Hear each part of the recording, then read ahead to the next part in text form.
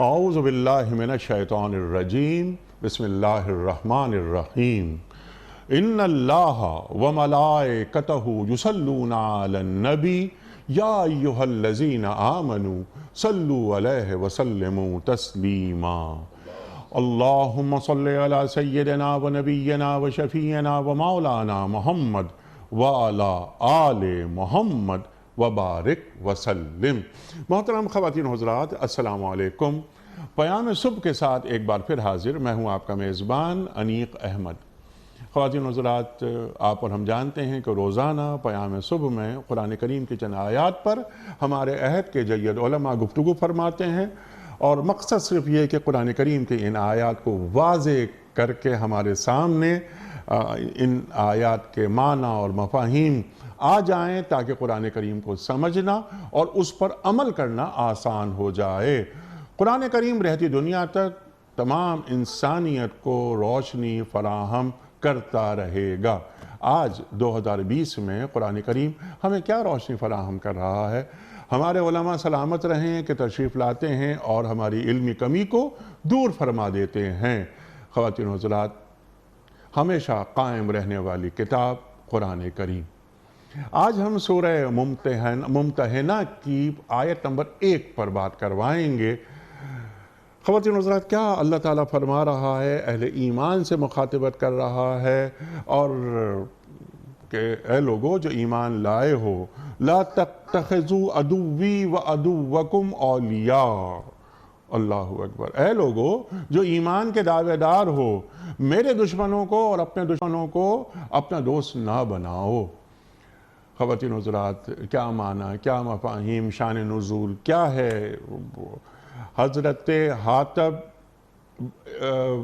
ابن ابی بلتہ رضی اللہ تعالی عنہ کا، جو کہ ایک بدری صحابی، ان کا ایک واقعہ، وہ بھی ہم انشاءاللہ گفتگو میں لائیں گے کہ وجہ کیا تھی، شان نزول۔ یہ آیت ہم سے کیا تقاضا کر رہی ہے، یہ بھی ہم سوال رکھیں گے۔ اللہ فرما رہا ہے کہ تم ان کے ساتھ دوستی کرتے ہو حالانکہ حق تمہارے پاس آ گیا ہے۔ یہ تمہارے دشمن کیوں ہیں؟ اس لیے کہ تم نے اللہ کو اپنا رب بنا لیا ہے، مان لیا ہے، اور یہ تمہاری جو سب سے بڑی نیکی ہے، ان کے نزدیک، مشرکین کے نزدیک تمہاری سب سے بڑی برائی ہے۔ تو تم کیا کرتے ہو؟ اپنے چند فوائد کے لیے ان سے دوستیاں، محبت کی پینگیں بڑھاتے ہو۔ یہ دین کے لیے ناقابل قبول ہے۔ ایک سوال ہم یہ بھی رکھیں گے کہ غیر مسلموں سے ہم کہاں تک تعلقات رکھ سکتے ہیں؟ جو معاملات کا تعلق ہے، مدارات کا تعلق ہے، اخلاقیات کا معاملہ ہے، لیکن ایک چیز ہوتی ہے موالات۔ تو کیا ہم موالات تک پہنچ سکتے ہیں یا نہیں؟ یہ ہمارے معزز مہمان ہمیں تعلیم فرمائیں گے۔ اللہ فرما رہا ہے کہ اگر تم میں سے کوئی شخص ایسا کرے گا، وہ کیا کرے گا؟ وہ راہ راست سے بھٹک جائے گا۔ راہ راست سے بھٹک جانے سے مراد کیا؟ وہ معرفت الہی سے دور ہو جائے گا؟ یہ بھی ایک سوال ہم رکھیں گے علامہ سید رضی جعفر صاحب قبلہ کی خدمت میں۔ علامہ صاحب، میں آپ کا بڑا ممنون، آپ کو خوش آمدید کہتا ہوں۔ ہمیشہ آپ سے سیکھتے ہیں، آج بھی ہم آپ سے بہت سیکھیں گے۔ خواتین و حضرات، علامہ صاحب کو خوش آمدید کہتے ہوئے پروگرام کا آغاز اللہ تعالیٰ کے بابرکت نام سے سورہ ممتحنہ اور آیت نمبر 1۔ اعوذ باللہ من الشیطان الرجیم بسم اللہ الرحمن الرحیم۔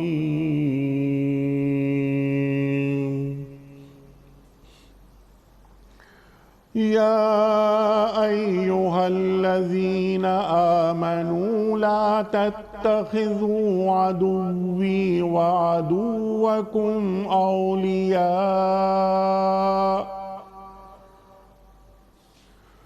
تلقون الیہم بالمودۃ وقد کفروا بما جاءکم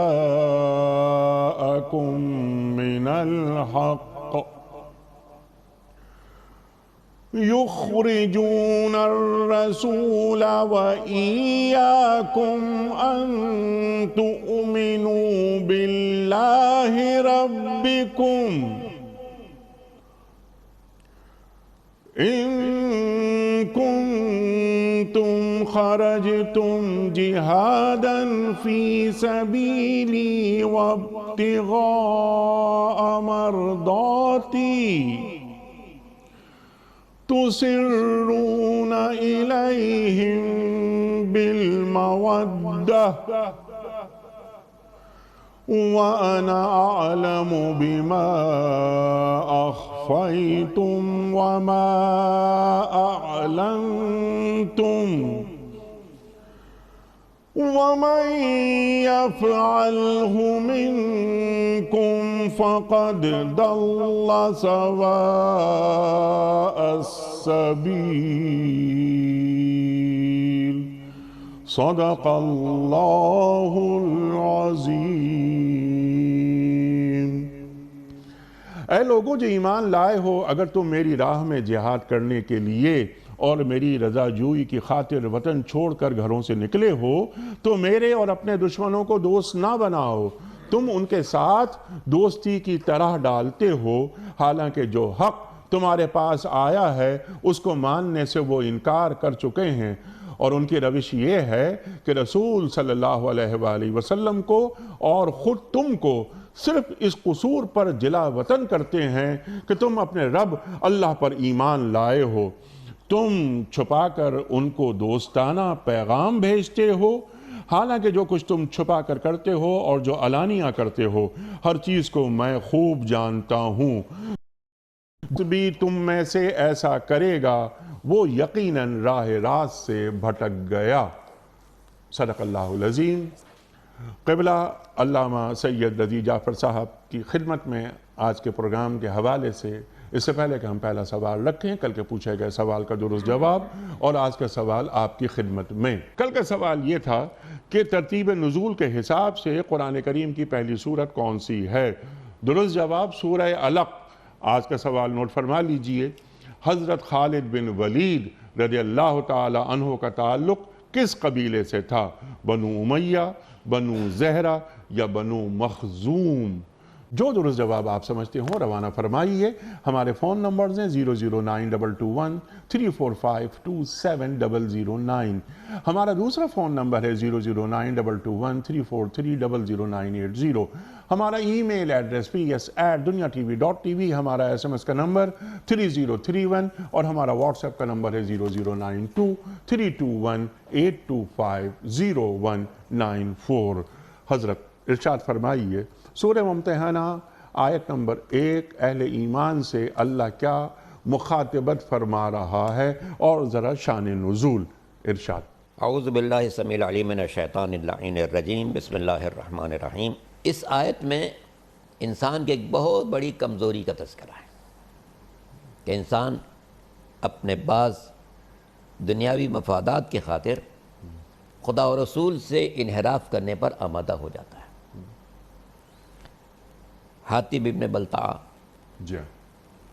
معروف یہی ہے کہ بدر کے اصحاب میں سے ہیں، اور بدری اصحاب کا ایک خاص مرتبہ بیان کیا جاتا ہے، مگر انہی سے یہ حرکت سرزد ہوئی کہ ان کے کچھ مفادات تھے مکے میں، تو انہوں نے ایک جاسوسی طور پہ خط بھیج دیا سرکار دو عالم کے اقدامات سے باخبر کرنے کے لیے اور دشمن کو چوکنا کرنے کے لیے بھیج دیا۔ جبریل نے آ کے پیغمبر کو بتا دیا کہ جناب ایسا ہوا ہے۔ پیغمبر نے کچھ لوگوں کو بھیجا تو صاف مکر اور وہ خط بھی گیا تھا ایک خاتون کے ذریعے، مغنیہ، تو صاف مکر کے نہیں صاحب ایسی کوئی بات نہیں ہے۔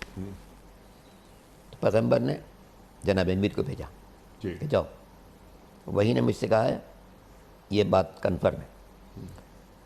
مولا نے تیزی سے اپنے گھوڑے کو دوڑایا اور پہنچ گئے اس خاتون تک۔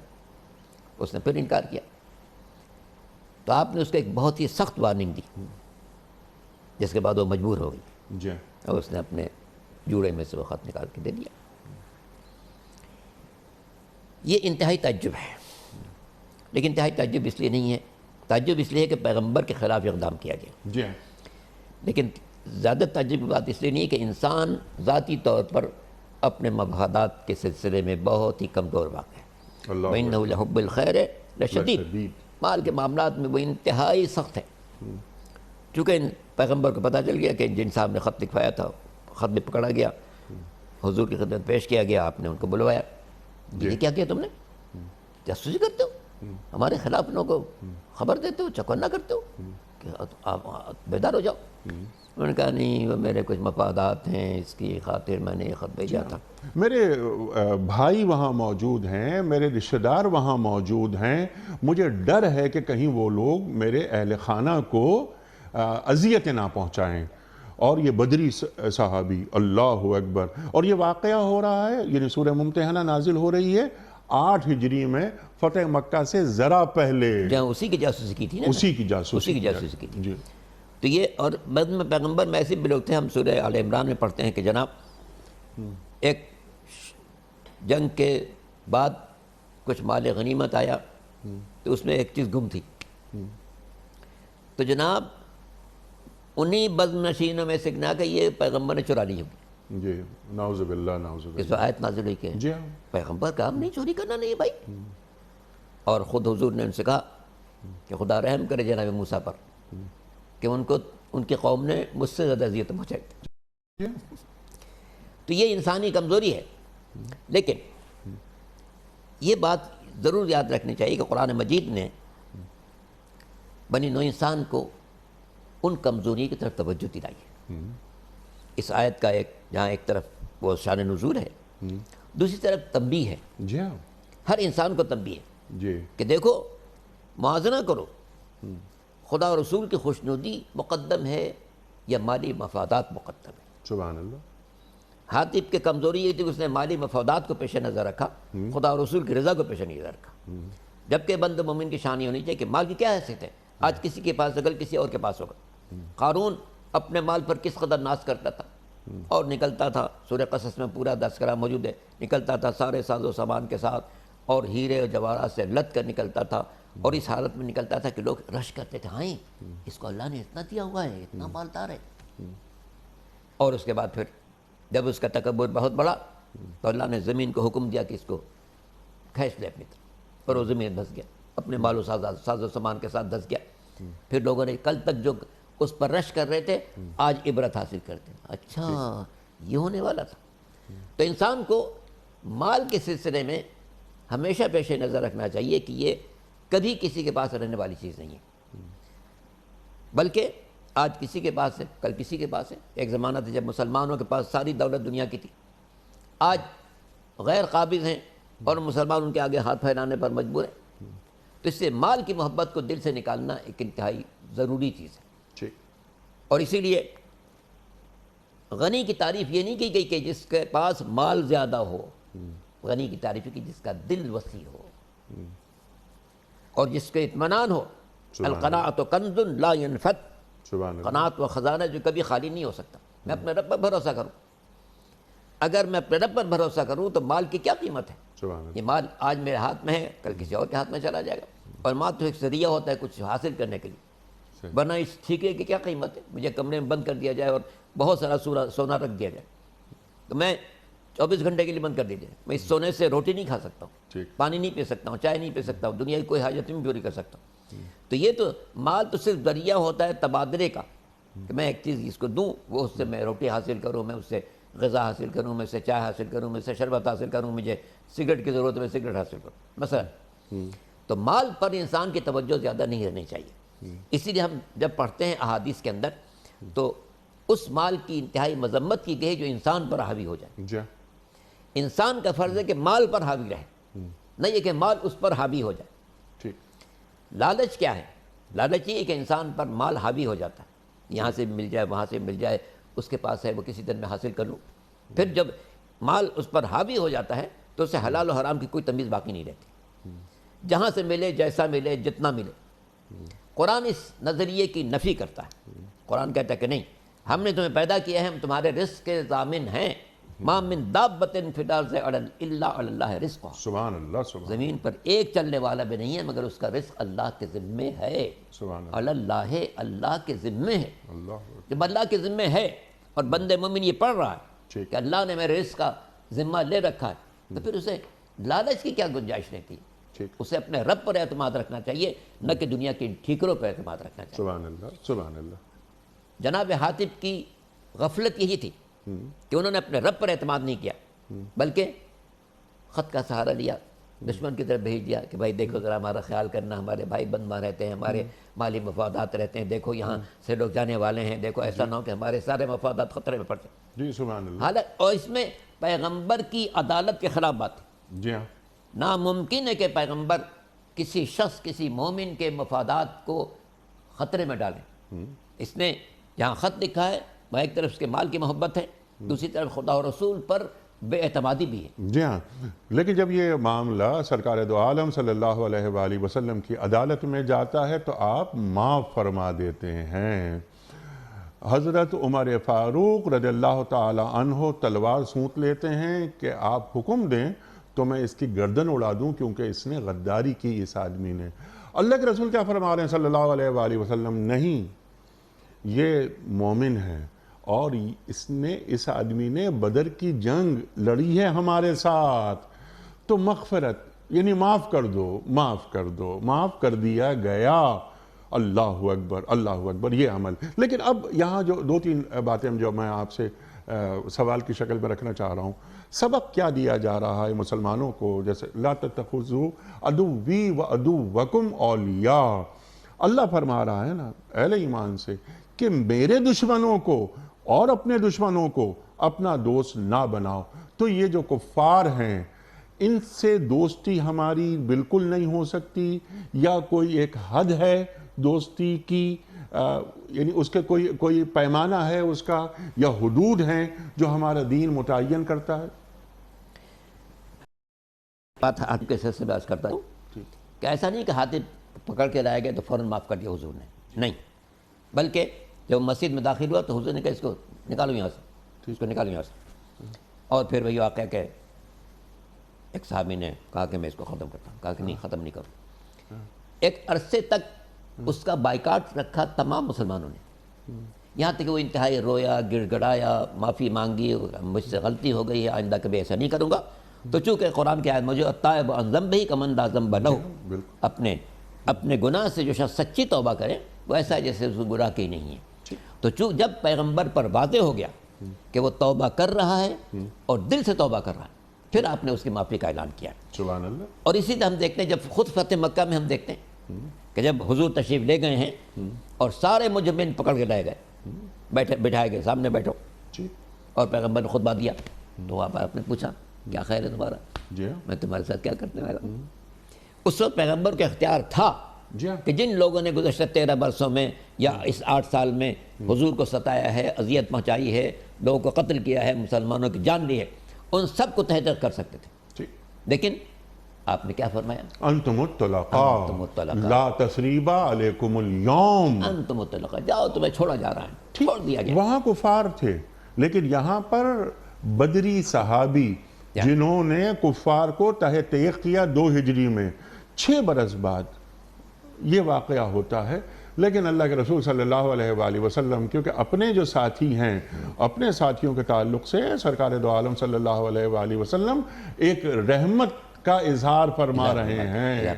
اللہ اکبر۔ وہاں جو لا تثریب علیکم اليوم، تو یوسف علیہ السلام نے بھی یہ آیت، اس آیت کا ٹکڑا پڑھا تھا اپنے بھائیوں کو، لیکن سرکار دو عالم صلی اللہ علیہ وآلہ وسلم یہ آیت پڑھ رہے ہیں جان کے دشمنوں کے لیے، اور انتم الطلقاء وما ارسلناک الا رحمتا للعالمین، یہ ہے شان۔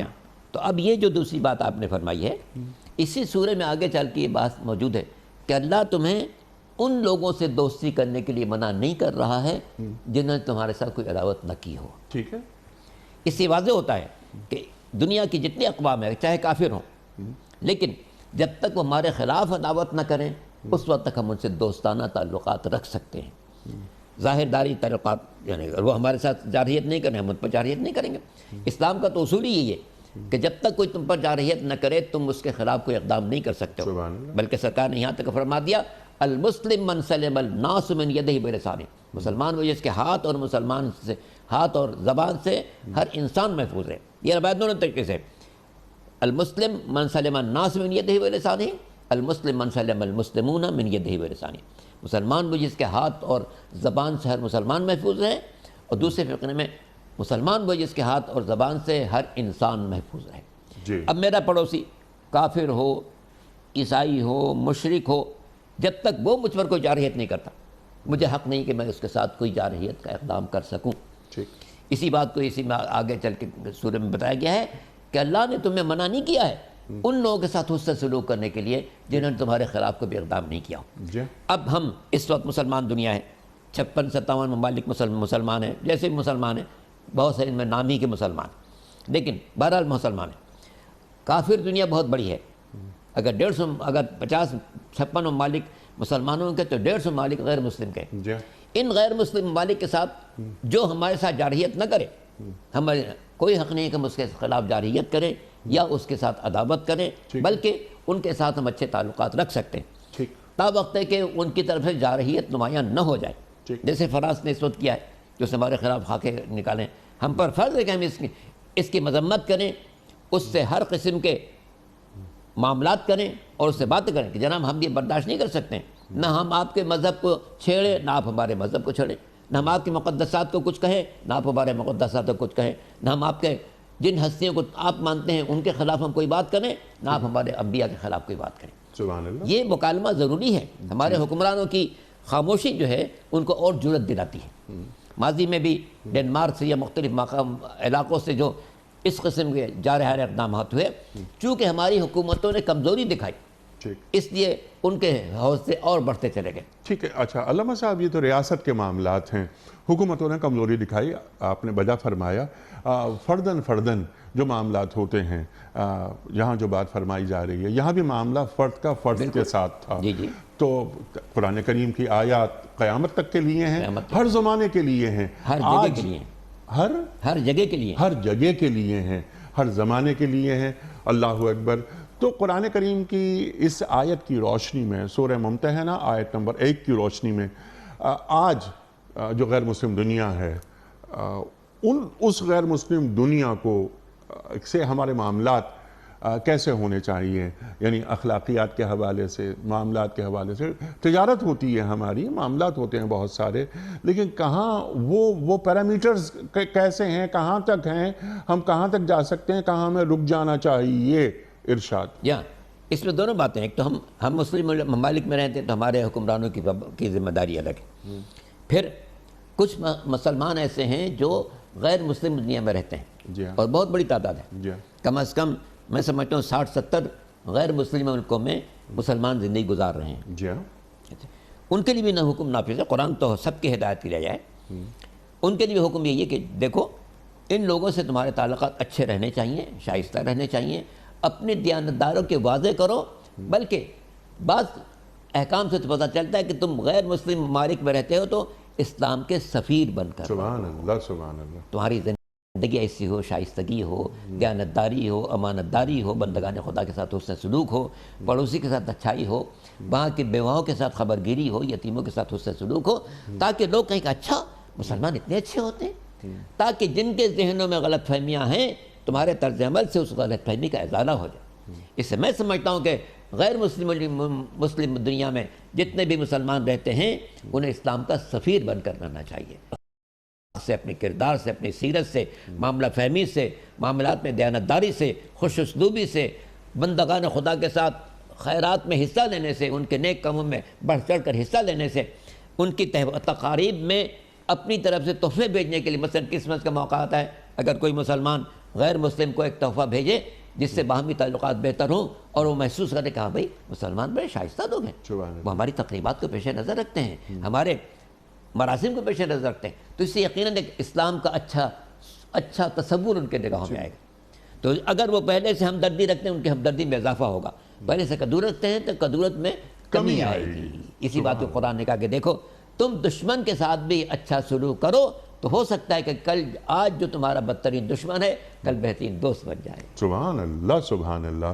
اب کیا اچھی بات آپ نے فرمائی کہ ہر مسلمان دین کا سفیر ہے، اخلاقی معاملات ایسے زبردست ہوں، ہم بار بار ایک بات کہتے ہیں اپنے اس پروگرام میں کہ غیر مسلم ایک مسلمان کے کردار کو دیکھ کر، اس کے سچے کردار کو دیکھ کر اس کے ذہن میں یہ خیال آئے کہ یہ مسلمان اتنے سچے ہیں تو ان کے رسول کتنے سچے ہوں گے۔ سبحان اللہ، اللہ اکبر۔ تو قربت ہو فدا اور ابی و امی، دل نرم ہو، تو اخلاق کے حوالے سے، مدارات کے حوالے سے وغیرہ وغیرہ معاملات بہت اچھے ہوں، انہیں معلوم ہو غیر مسلم کو کہ ایک مسلمان کبھی جھوٹ نہیں بول سکتا، کبھی چیٹنگ نہیں کر سکتا۔ لیکن اب یہ تمام معاملات تو ہیں، اور ہم دیکھتے ہیں کہ قرن اولیٰ میں بھی غیر مسلموں کے ساتھ بھی معاملات ہوئے، یعنی یہودیوں کے ساتھ اور مسیحی بھائیوں کے ساتھ بھی یہ معاملات ہوئے۔ لیکن وہ لائن کہاں ہے؟ وہ لائن کہ اس لائن کے آگے ہم انہیں اپنا جگری دوست نہیں بنا سکتے، جسے ہم کہتے ہیں موالات۔ تو موالات کے کیا معنی ہے ارشاد؟ جہاں موالات کا مطلب یہ ہے کہ اصل میں چونکہ وہ لوگ بنیادی طور پر خدا سے دور ہیں، بندہ مومن کی شان یہ ہے کہ اس کے دل میں سب سے زیادہ محبت اللہ کی ہونی چاہیے۔ ٹھیک۔ اس محبت کا تقاضا یہ کہ جو اللہ سے محبت نہیں رکھتا، ہم اس سے ظاہری تعلق رکھ سکتے ہیں، اس سے محبت نہیں کر سکتے، کیونکہ ہمارے اللہ کا دشمن ہے، ہمارے رسول کا دشمن ہے۔ جو اللہ کا دشمن ہے، جو رسول کا دشمن ہے، اس کے لیے ہمارے دل میں الفت نہیں آ سکتی ہے، رواداری رہے گی۔ رواداری زندگی کا سلیقہ ہے، الفت دل کا پیش خیمہ ہے۔ دل میں ہمارے اصل رابطہ اللہ سے ہونا چاہیے، اور پھر اسی اعتبار سے جو اللہ سے جتنا قریب ہے ہم اس سے اتنے قریب ہوں۔ اللہ سے سب سے قریب سرکار دو عالم خاتم الانبیاء حضرت محمد مصطفیٰ صلی اللہ علیہ وسلم ہے۔ پھر حضور سے جو جتنا قریب ہو ہمارے دل سے اتنا ہی قریب ہونا چاہیے۔ سبحان اللہ۔ الفت کا تقاضا یہی ہے، لیکن باہمی رواداری کے لیے پیغمبر کا حکم موجود ہے کہ نہیں، تم جس معاشرے میں رہتے ہو، چاہے اس کا مذہب کچھ بھی ہو، جیسے ماں باپ کے سلسلے میں وَإِن جَاهَدَاكَ عَلَىٰ أَن تُشْرِكَ بِمَا لَيْسَ لَكَ بِهِ عِلْمٌ فَلَا تُطِعْهُمَا وَصَاحِبْهُمَا فِي الدُّنْيَا مَعْرُوفًا۔ دیکھو کہ تمہارے ماں باپ تمہیں حکم دیتے کہ مشرک بن جاؤ، خبردار مشرک نہیں بننا، وَصَاحِبْهُمَا فِي الدُّنْيا مَعْرُوفًا، لیکن دنیا میں ان کے ساتھ ہمیشہ اچھا سلوک کرنا۔ یہ بات میں کبھی غور کیجیے گا، عجیب سی لگتی ہے۔ مشرک، ماں باپ مشرک ہیں، بیٹے سے کہتے ہیں تم بھی مشرک بن جاؤ، وہ خود بھی اللہ کے حق کو پامال کر رہے ہیں، بیٹے سے بھی کہتے ہیں تم اللہ کے حق کو پامال کرو۔ قرآن کہتا ہے کہ اگرچہ وہ تم سے کہہ رہے ہیں کہ تم میرے حق کو پامال کرو، لیکن دیکھو خبردار ان کے حق کو پامال نہ کرنا۔ سبحان اللہ، سبحان۔ تو یہ کس قدر وسعت ہے، وسعت نظر ہے اسلام کی، کہ جو ماں باپ بیٹے کو یہ حکم دے رہے ہیں کہ تم اللہ کے حق کو پامال کرو، اللہ اس بیٹے کو بھی اجازت نہیں دیتا کہ تم ماں باپ کے حق کو پامال کرو، سبحان اللہ۔ بلکہ ان کے ساتھ صاحب ہوا پھر دنیا معروفہ، دنیا کی زندگی میں ہمیشہ اچھا سلوک کرنا۔ حتیٰ کہ بعض جنگوں میں پیغمبر اسلام کے پاس ایک شخص آیا کہ میرا باپ آیا ہے کافروں کی طرف سے، کیا مجھے اجازت ہے کہ میں اس کو جاؤں قتل کر دوں؟ کہا نہیں، اگر ایسا کرو گے تمہاری عمر گھٹ جائے گی، چونکہ ان معاملات کے کچھ اثرات واقعی ہیں۔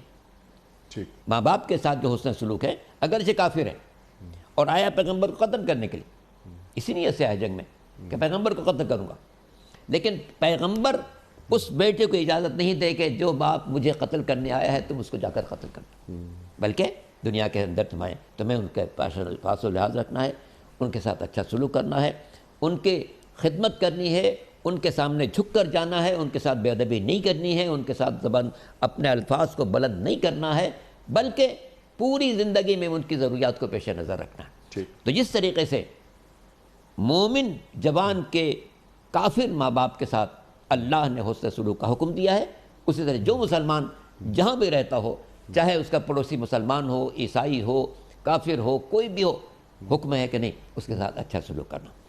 دل کی الفت اور ہے، باہمی رواداری اور ہے۔ دل کی الفت ہونی چاہیے اللہ سے، اللہ کے پاس جو اس سے قریب ہے، اور جو شخصیت سے قریب ہے، اللہ سے سب سے قریب سرکار دو عالم ہے، سرکار دو عالم سے جو جتنا قریب ہے ہمارے دل میں اس کی الفت اتنی ہونی چاہیے۔ مگر انسانی زندگی میں، معاشرتی زندگی میں باہمی رواداری کے طور پر اپنی دیانت کو، اپنی امانت داری کو، اپنے اخلاق کو، اپنے حسن عمل کو، اپنی شائستگی کو اتنا پیش کریں کہ دشمن متاثر ہو اور کہے کہ ہاں، جب سرکار دو عالم کا امتی ایسا ہے تو سرکار دو عالم کی شان کیا ہو؟ سبحان اللہ سبحان اللہ سبحان اللہ سبحان اللہ۔ اب یہاں پر ذرا سا اور قرآن کریم ہمیں کیا نصیحتیں اور کیا کیا ہدایات فراہم کر رہا ہے۔ مسلمانوں کے، اہل ایمان کے دوست کون ہو سکتے ہیں اور کون نہیں ہو سکتے، اس حوالے سے جو قرآن کریم کی فرمودات ہیں، جیسے آپ نے فرمایا اللہ اور اللہ کے رسول صلی اللہ علیہ وآلہ وسلم معیار ہیں، اس کے بعد دیکھو تمہاری دوستی مودت صرف اہل ایمان ہونی چاہیے، اور مومن عورتیں اور مومن مرد دونوں ایک دوسرے کے دوست ہیں۔ ارشاد فرمائیے، یعنی ایک میرے راز ہیں، میں اپنے جگری دوست کو اپنی ذاتی باتیں، اپنی کمزوریاں بھی بیان کر دیتا ہوں کہ میرا بہت ذاتی دوست ہے، میرا جگری دوست ہے، لیکن کبھی کیا کوئی غیر مسلم کسی مسلمان کا جگری دوست ہو سکتا ہے؟ نہیں ہو سکتا، نہیں ہو سکتا۔ ارشاد۔ جان اصل میں بات یہی ہے کہ مشرک اور مومن ایک عجیب بات ہے۔ مشرک جس سے بہترین محبت کرتا ہے، مومن اس سے سخت عداوت رکھے گا، جی، اور مومن جس سے انتہائی محبت رکھتا ہے، مشرک اس سے انتہائی نفرت کرے گا۔ الحب للہ والبغض للہ، یہ بنیاد ہونی چاہیے زندگی، یہ بنیاد ہونی چاہیے۔ مومن کے پیش نظر صرف یہ ہو الحب للہ والبغض للہ۔ اللہ اکبر۔ مکے کے مشرکین جو ستاتے تھے نو مسلموں کو، ان کے جیسے جناب بلال، ان کو گرم زمین پر لٹاتے تھے، سینے پر بڑے بڑے پتھر رکھتے تھے، اس کے بعد وہ ان کے مستنڈے مشرکین اس پر کھڑے ہو کے کودتے تھے ٹھیک، تاکہ ان کی ہڈی پستی ایک ہو جائے۔ مگر کیا محبت الہی تھی کہ جتنا بھی ستایا جائے، احد احد احد ان کی زبان سے بس نکلتا کہ اللہ ایک ہے، اللہ ایک ہے، اللہ ایک ہے۔ ٹھیک، تو یہ منزل عجیب و غریب ہے، جس کے دل میں اللہ کی محبت آ گئی اسے نکالا نہیں جا سکتا ہے۔ سبحان اللہ سبحان اللہ۔ اور علامہ صاحب ہمیں یہ بھی آپ تعلیم کر دیجئے کہ کیا ایک دل میں دو محبتیں، دو متضاد محبتیں جمع ہو سکتی ہیں، کہ ایک محبت اللہ سے بھی ہے میرے دل میں اور ایک محبت اللہ کے دشمنوں سے بھی میرے دل میں ہو؟ دو متضاد محبتیں ایک دل میں جمع ہو ہی نہیں سکتی۔ جہاں قرآن کی صریح آیت ہے کہ دو محبتیں ایک دل میں کبھی جمع نہیں ہو سکتی ہیں۔ اسے ناممکن ہے کہ انسان اللہ سے محبت کرے اور اس کے دشمن سے محبت کرے، جی ہاں، رسول سے محبت کرے، رسول کے دشمن سے محبت کرے، جی ہاں، رسول کے پیاروں سے محبت کرے اور جن لوگوں نے رسول کے پیاروں کو اذیت پہنچایا ان سے ہی محبت کرے۔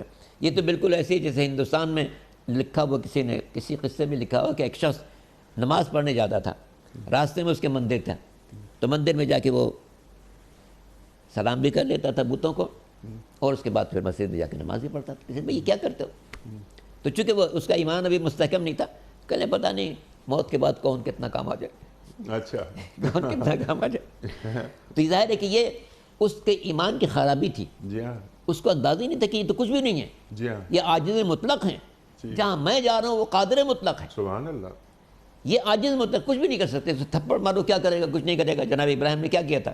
ہتھوڑا لیا اور پھر پڑے ان پر جا کے تہس نہس کر دیا۔ لوگ گھبرائے، ہیں یہ ہمارے خداؤں کے ساتھ کیا ہوا؟ وہاں پہ کہا تھے کہ ان مشرکین نے باہمی میٹنگ کی اور کہا کہ چلو اللہ کی مدد کریں، اپنے خداؤں کی مدد کریں۔ بندے کو اللہ کی مدد کرنی چاہیے، نہیں ہے کہ یہ بندے اللہ کی مدد کریں۔ اللہ، تو یہ خدا ایسے تھے جن کی مدد کرنے کے لیے بندے آمادہ ہو گئے۔ جناب ابراہیم کو پکڑا گیا، لایا گیا، جناب یہ کیا آپ نے کیا کیا؟ کہنے انہی سے پوچھو، انہی سے پوچھو، انہی سے پوچھو، ہیں ان سے کیسے پوچھیں گے؟ اچھا، جن سے پوچھ نہیں سکتے ان کو خدا مانتے ہو۔ تو یہ انسان کی انتہائی کمزوری ہے، عاجز مطلق سے سب مانگے، قادر مطلق سے کچھ نہ مانگے۔ مشرکین کی سب سے بڑی جو بے عقلی ہے، اور واقعی بے عقلی، یہ ہزاروں برس سے چلی آ رہی۔ جناب نوح کے زمانے میں جس طرح سے بتوں کی عقیدت تھی، آج 21ویں صدی میں بھی وہی عقیدت مشرکین کے دلوں میں پائی جاتی ہے۔ جانتے ہیں کہ ہم نے یہ بت خود بنائے ہیں، مٹی سے بنائے، کسی اور اسٹف سے بنائے، جیسی چاہے صورت دے دی، کسی کو مرد کی صورت میں بنایا تو وہ رام جی ہو گئے، کسی کو عورت کی شکل میں بنایا بہت خوبصورت بنایا تو سیتا جی ہو گئیں، کسی کو عورت کی شکل بنایا اور کالا پینٹ کر دیا تو وہ کالی مائی ہو گئیں، کسی کے انسانی پیکر بنا کے ایک سونڈ بھی بنا دی تو وہ گنیش جی ہو گئے، کسی کے انسانی پیکر بنا کے ایک دم لگا دی تو وہ ہنومان جی ہو گئے۔ جب تک بنا رہے ہیں ان کی مخلوق ہے، جب بنا لیے مندر میں رکھ دیا تو اب اس کا خالق ماننا ہے کہ بارش نہ ہو تو اس سے درخواست کریں گے، بیوی بات نہ مانے اس سے درخواست کریں گے، بیٹا بیمار ہو جائے اس سے درخواست کریں گے، روزگار میں کمی ہو جائے اس سے درخواست کریں گے، فصل اس سال خراب ہے اس سے درخواست کریں گے۔ یعنی جو کچھ نہیں کر سکتا اس سے سب کچھ مانگیں گے، اور جو سب کچھ کر سکتا ہے اس سے کچھ نہیں مانگیں گے۔ انبیاء کا جھگڑا اپنی امتوں سے بنیادی یہی تھا کہ جو کچھ نہیں کر سکتے اس سے تم سب کچھ مانگتے ہو، اور جو سب کچھ کر سکتے ہو اس سے کچھ نہیں مانگتے ہو۔ اور اسی بات پر ان کو پتھر مارے جاتے تھے، گالیاں دی جاتی تھیں، دشنام ترازی کی جاتی تھی، یہاں تک کہ لوگ جناب نوح کے پاس آ گئے۔ یہ عجیب منزل ہے، جناب نوح کو کیا اللہ نے قوت دی تھی کہ 950 برس سے قوم کو تبلیغ کر رہے ہیں۔ ایک روز جب سب مل کے آ گئے، جناب آپ اپنی حرکت سے باز آ جائیں ورنہ ہم آپ کو سنسار کر دیں گے۔ تو سورہ یونس میں ارشاد ہوتا ہے کہ جناب نوح نے لوگوں سے کہا ہے لوگوں تم ایسا کرو، اپنی ساری طاقت جمع کرو، خوب غور کرو، اچھی طرح سے اس پر جائزہ لے لو، اور سب مل کر مجھ پر حملہ آور ہو جاؤ۔ دیکھو میرا اللہ میری مدد کرتا ہے یا نہیں کرتا۔ تو یہ قوت ایمانی عجیب ہے۔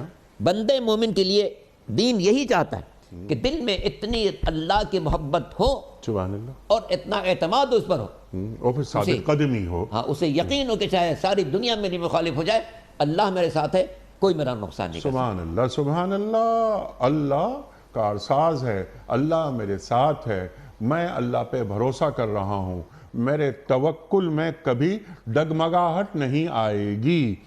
اچھا اب ذرا سا ہم آگے چل رہے ہیں، پروگرام کا حصہ کیونکہ آخری حصہ شروع ہونے والا ہے، 10-12 منٹ میں پروگرام ختم ہو جائے گا۔ قرآن کریم ہر زمانے کے لیے ہے، ہر خطے کے لیے ہے، جیسا آپ نے فرمایا۔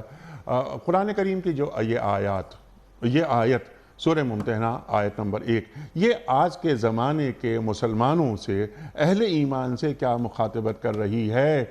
اپنے دشمنوں کو، میرے دشمنوں کو اپنا دوست نہ بناؤ۔ دیکھو تم نے جہاد کیا، تمہیں انہوں نے اپنے گھروں سے، تمہارے گھروں سے نکالا، اور تم ان سے دوستی کی، محبتوں کی پینگیں بڑھاتے ہو، چھپ چھپ کے ملتے ہو، اللہ اکبر، چند فائدوں کے لیے۔ تمام یہ فائدے اللہ تعالیٰ کے پاس تمہارے لیے زیادہ فائدے ہیں، اللہ جان رہا ہے۔ پھر اللہ فرماتا ہے میں سب جانتا ہوں، اور اگر تم یہ کرتے رہے اسی طرح، تمہارا عمل یہی رہا، تو تم راہ راست سے بہت دور بھٹک کے چلے گئے۔ اب اس آیت کو ہم 2020 پر اپلائی کرتے ہیں، یعنی جسے کہتے ہیں نا کہ اپلائیڈ قرآن۔ تو اپلائیڈ قرآن کیا ہے؟ آج یہ آیت خاص طور پر ہمارے بڑوں کو کیا کہہ رہی ہے؟ کیا وہ چھپ چھپ کے تو نہیں مل رہے ان لوگوں سے کہ جنہیں اسلام کے نام سے، اسلام کی فکر سے چڑ ہے، جو نہیں چاہتے کہ قرآن کریم کی ان آیات کو عوام الناس کے سامنے لایا جائے، حالانکہ وہ مانتے ہیں کہ یہ وحی خداوندی ہے۔ اگر وہ مسیحی ہیں، اور یا اگر وہ ان کا تعلق بنی اسرائیل سے ہے، قوم یہود ہیں، انہوں نے اگر توریت پڑھی ہے، اگر انہوں نے انجیل پڑھی ہے، انہیں معلوم ہے کہ محمد مصطفیٰ، احمد مصطفیٰ صلی اللہ علیہ وآلہ وسلم کا ذکر ان کی کتابوں میں موجود ہے، اور مسیح علیہ السلام تو مبشر رسول ہیں، مبشر برسول یاتی من بعدی اسمہ احمد۔ اللہ اکبر۔ تو ہمارے بڑے کیا کر رہے ہیں؟ ارشاد۔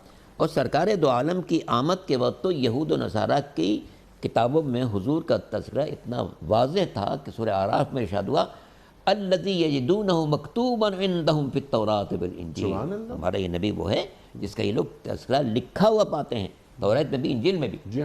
اب اگر اس آیت کے نزول کے موقع پر حضور کی تصریحات، حضور کی خصوصیات توریت و انجیل میں موجود نہ ہوتی تو وہ اٹھ کھڑے ہوتے کہ جناب آپ کہاں کہہ رہے ہیں، ہماری کتابوں تو کوئی موجود نہیں ہے۔ لیکن کسی کا نہ اٹھنا اس بات کی صریح علامت ہے کہ واضح ارشادات موجود تھے، اور اس کے باوجود وہ لوگ انکار کر رہے تھے۔ جناب صفیہ جو پیغمبر کی بعد میں زوجہ بنی، انہیں ایک عجیب واقعہ بیان کیا۔ کہتی ہیں کہ جب اپنے اس یہودی مذہب پر تھی، جی، اور ان کے والد عالم تھے، جی ان کے والد عالم تھے، چچا عالم تھے۔ جب حضور تشریف لائے تو یہ والد اور چچا دونوں خدمت حضور کے حاضر ہوئے، مشاہدات کیے، جو باتیں پڑھی تھیں سب کو دیکھا، باتیں کی، بات کر کے گھر آ گئے۔ چھوٹے بھائی نے بڑے بھائی سے پوچھا کہ کیا یہ وہی نبی ہیں؟ ہاں بالکل یہ وہی نبی ہیں جو ہم نے کتابوں پڑھا ہے۔ بالکل، کہے ہاں بالکل وہی ہیں مکمل۔ پھر کیا ارادہ ہے؟ جواب کیا ملا جب تک جان میں جان ہے مخالفت کرتا رہوں گا. یہ عناد، انتہائی عناد. آج بھی مغربی دنیا میں بہت سے ایسے ممالک ہیں جن کے دل میں انتہائی عناد ہے. وہ اقوام متحدہ کے بعض قوانین کی بنا پر بعض اوقات اپنی زبان بند رکھتے ہیں، لیکن ان کے دلوں میں عناد بہت ہے. اور یہ جو مختلف خاکے نکلتے رہتے ہیں ان کی پشت پناہی بھی وہی کرتے ہیں، پشت پناہی بھی کرتے ہیں. ہمارے حکمرانوں کی ہر دور میں انتہائی کمزوری رہی ہے کہ انہی کو اپنا آقا مانتے ہیں، انہی کو اپنا سرپرست مانتے ہیں، انہی کے سارے شرائط کو تسلیم کرتے ہیں، اپنی مجبوریوں کو خدا کے سامنے پیش کرنے کے بجائے ان کے سامنے پیش کرتے ہیں. جبکہ ہونا یہ چاہیے تھا کہ اپنے وسائل پر اعتماد کرتے، اپنے رب پر اعتماد کرتے، جو مشکل پیش آتی ہے اس کے سلسلے میں دانشمندی کے ساتھ دشمن پر واضح کرتے کہ ہم تمہارے غلام نہیں ہیں، تمہارے ساتھ دوستانہ طرز زندگی رکھنا چاہتے ہیں، چونکہ باہمی رواداری ایک اچھی بات ہے، لیکن ہم تمہاری غلامی نہیں کریں گے. لیکن ہمارے بدقسمت حکمرانوں کی بدقسمتی سب سے بڑی یہ رہی ہے کہ وہ غلامی پر فخر کرتے ہیں. رب کی غلامی کے بجائے بندوں کی غلامی فخر کرتے ہیں. بند مومن کی شان ہی ہونی چاہیے کہ اپنے رب پر جتنا اعتماد کرے کسی پر اتنا اعتماد نہ کرے. یہ دشمن ہمارے لیے جال پھیلاتے ہیں، ہم ان کے جال کو سمجھ نہیں پاتے ہیں، جال کو سمجھ نہیں پاتے اور وہ لوگ ہمیں کھینچتے چلے جاتے ہیں، کھینچتے چلے جاتے ہیں. یہی وجہ ہے کہ آج 56-57 ممالک ایسے ہیں جن کی بیشتر حالت یہ ہے کہ مکمل غلامی پر آمادہ ہیں اور دشمن کے حربوں کو سمجھے بغیر اس کا ساتھ دیتے ہیں، اس کے پیروں پہ گرتے ہیں، اپنی مشکلات لے کر اس کے پاس جاتے ہیں. اگر جتنا گڑ گڑاتے ہیں وہ دشمنوں کے سامنے اتنے ہی رب کے سامنے گڑ گڑاتے تو ان کی دنیا کچھ اور ہوتی ہے.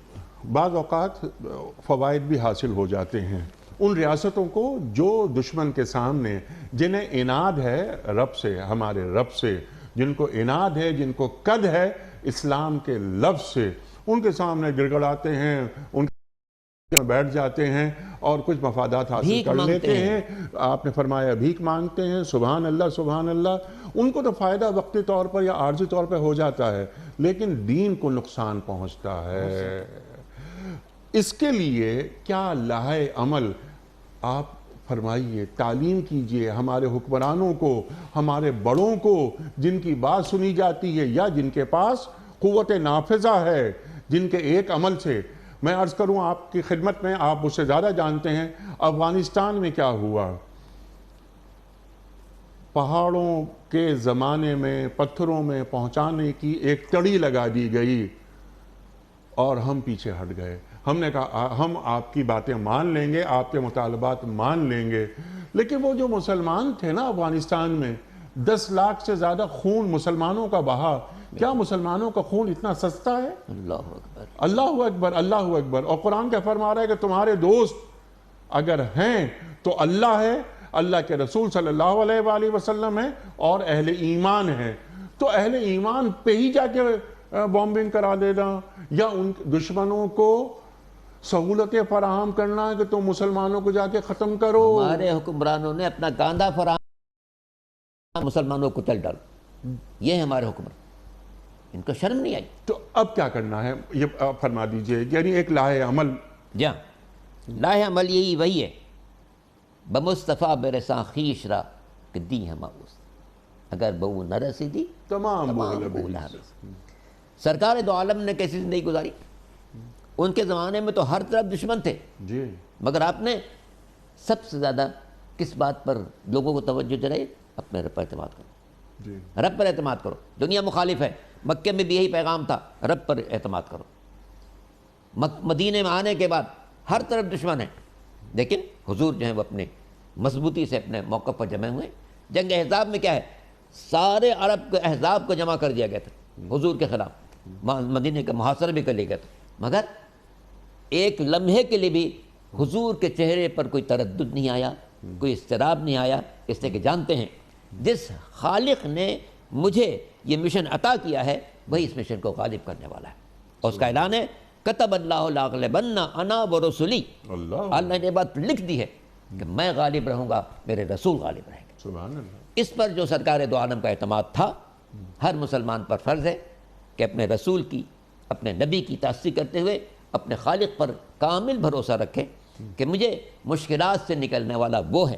یہ دنیا کی دشمن طاقتیں ہمیں مشکلات سے نکالنے والی نہیں ہے، مشکلات سے نکالنے والا وہ ہے جو ڈوبتی ہوئی کشتی کو بچا سکتا ہے، جو انسانوں کو غرق ہونے سے محفوظ رکھ سکتا ہے، جو بندگان خدا کو ماں کے شکم میں ایک ذرے سے کامل انسان بنا دیتا ہے، وہ انشاءاللہ ہمیں مستقبل میں زندہ رکھنے والا ہے، سلامت رکھنے والا ہے، دشمنوں سے محفوظ رکھنے والا ہے۔ سبحان اللہ، سبحان اللہ۔ اور کیا آپ نے سبحان اللہ کیا بات فرمائی، کتب اللہ لاغلبن انا ورسولی، اللہ نے لکھ دیا ہے۔ اور اللہ تعالیٰ کی بات سے زیادہ پکی بات کس کی ہو سکتی ہے؟